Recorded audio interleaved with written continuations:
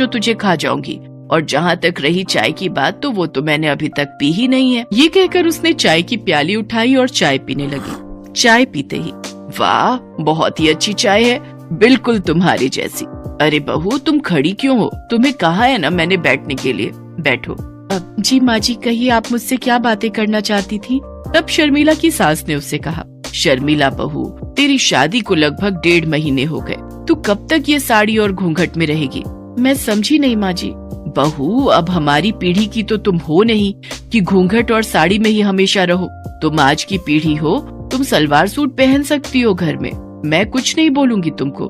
पर माँ जी मैं तो सलवार सूट लेकर आई ही नहीं, मुझे लगा कि शादी के बाद साड़ी में ही रहना होगा। भला ऐसा भी होता है क्या? उसके बाद विनीता ने अपनी बेटी सिम्मी को आवाज लगाई, सिम्मी सिम्मी। सिम्मी उस समय कॉलेज जाने के लिए तैयार हो रही थी। माँ की पुकार सुनकर वो बाहर आई। हाँ मम्मी, क्या कह रही हो? कहीं जा रही हो क्या? क्या मम्मी, इस समय मैं कॉलेज जाती हूँ ना, पर आज तो संडे है ना, विनीता ने कैलेंडर की ओर देखते हुए कहा।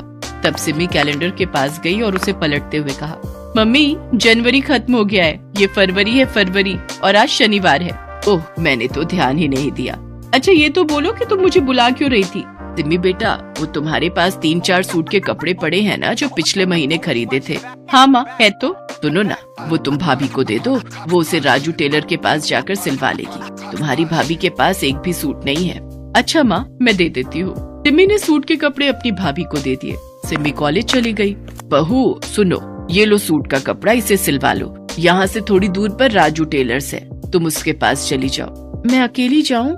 हाँ बहू चली जाओ ना, तुम्हें तो पता है ना मेरे घुटनों में कितना दर्द रहता है। अगर तुम्हारे साथ गई तो फिर 1 सप्ताह तक चलना फिरना सब हराम हो जाएगा। शर्मिला सूट का कपड़ा लेकर राजू टेलर्स के पास गई। राजू ने उसे देखा तो, ये कौन देहाती हुस्न की परी आ रही है? घूंघट वूंघट निकाल के पहले तो इसे